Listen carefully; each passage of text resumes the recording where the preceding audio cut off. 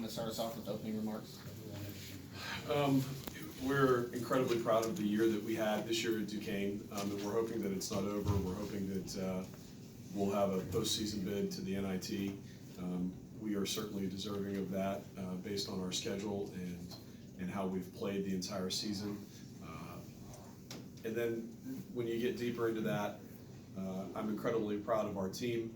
There was a lot of people who didn't give these kids a chance. And we were preseason picked 9th. We had 5 different homes, I believe. We never got to really practice in a home facility more than once or twice the entire season. We had some real challenges logistically, and a lot of teams have that. But when you have student athletes like we do that are in really strong, really difficult majors, that makes it even tenfold and more difficult. So I'm incredibly proud of what we've accomplished this year with getting back to the 20-win plateau, and I'm hoping that we will be able to play in the postseason again. In regards to today,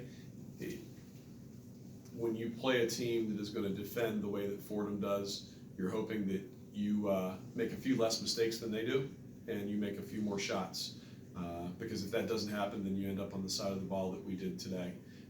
They made a couple less mistakes and made a couple more shots. And I was really happy with how hard our kids played. I thought they were aggressive, and they matched the aggressiveness and sometimes surpassed the aggressiveness of what Fordham was.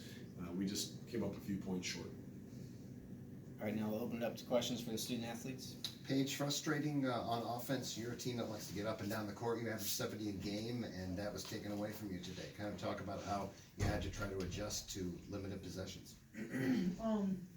We didn't get transition as much as we'd like. We like to play in transition, and we couldn't. Yeah, I don't know. I mean, it was frustrating, and they did a good job of boxing out. We didn't get a lot of offensive rebounds.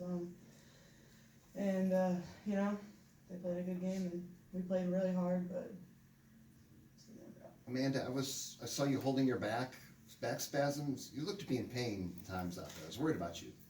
Oh yeah, I was having trouble getting like a deep breath in out of my chest. Hope you'll be okay. What about the frustration for you again with not having to be able to play your normal quick offensive transition game today? Going into the game, we kind of knew that's what it would be like, because Fordham likes to keep a low possession game. So we kind of knew that going in, and we knew we'd have to take care of the ball and have as few mistakes as possible, but we had too many today. So we just kind of get back together as a team and hope we get another shot with the NIT. Amanda, guarding Bree today, how did you feel that went maybe compared to a couple of weeks ago?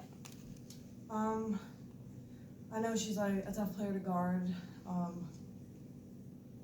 I was mainly on like number 20, but when I did get switched on to Bree, I know I had to focus and not kind of fall for the jab step. Try to wall up and contest jumpers. I know she's going to get her points, but try to just contest everything that I can. Paige, given the unknown for you, how does that weigh on you, the ability of wanting to play another game, continue your career, but maybe not knowing if that's going to happen or not? Yeah, I mean, it's obviously stressful, but yeah. No, I mean, we can just worry about right now, and we're still gonna practice and be in the gym and be ready. And if our name gets called for the WNIT, then we will be ready. And I'm proud. So. Any other questions for the student athletes? All right, well, thank you for your time. Coach, Thanks.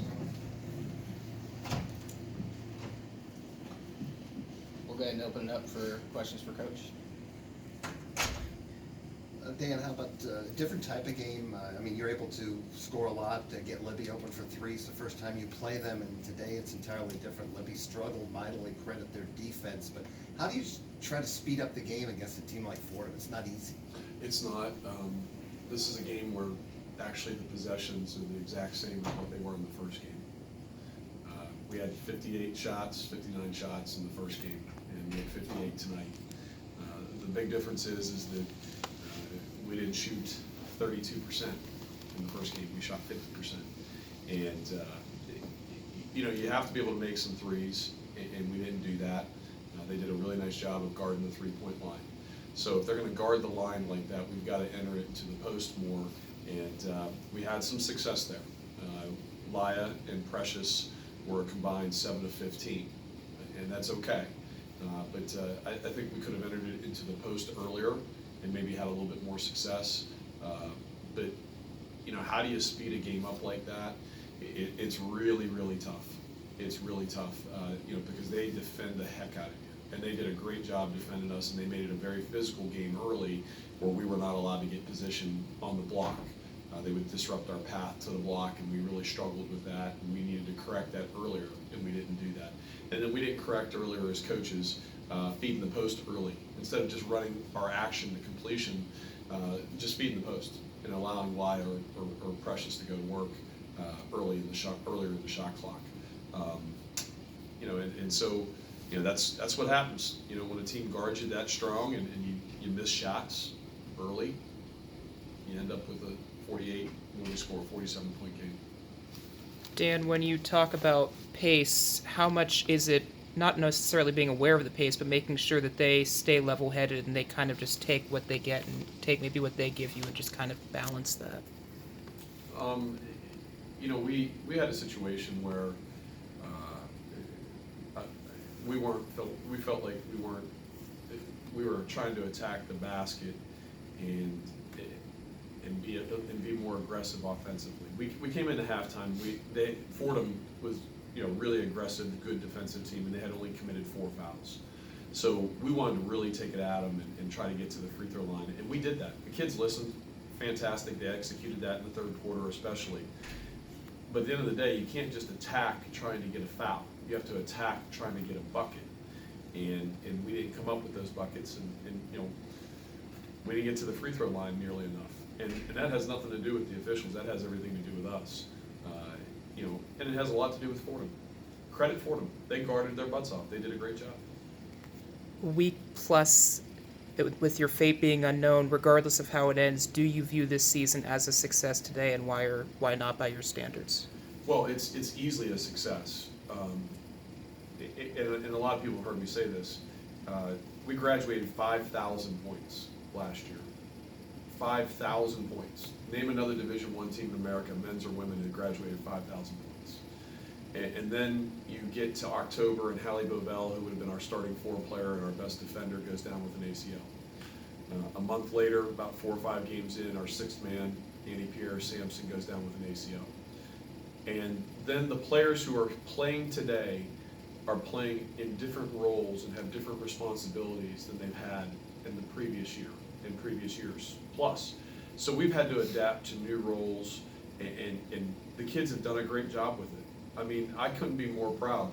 When you have to play in 4 or 5 home gyms and you don't get a chance to practice there, you know, you're driving back from Richmond at 3 or 4 o'clock in the morning, and your kids go to class the next day, and you know, you play at St. Louis on a Sunday and you can't fly home till Monday, and your kids miss class and you're missing a day of practice that day, and you got to play on Wednesday or Thursday. I mean, I can't thank these kids enough for what they've done. They've been absolutely fantastic. I've looked at it as a foundational year. They have created, and I've been here for 13 years, and I've been the head coach for 7 years, and we've had a lot of success. But this is reestablishing, in a sense, a new foundation of who we are. I called it a reboot, a rebirth, maybe at the beginning of the season in October, and that rebirth and that reboot has happened as a foundational year where our kids were in the gym on their own every single day, working on their games. There was not a complaint about our travel situation, about our home gym situation. It was about solutions rather than complaining.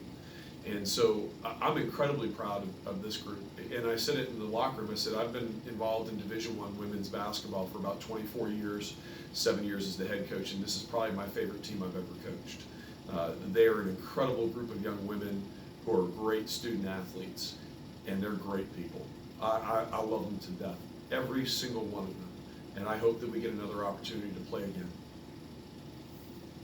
Any other questions for Coach? Thank you for supporting women's basketball. I appreciate you being here.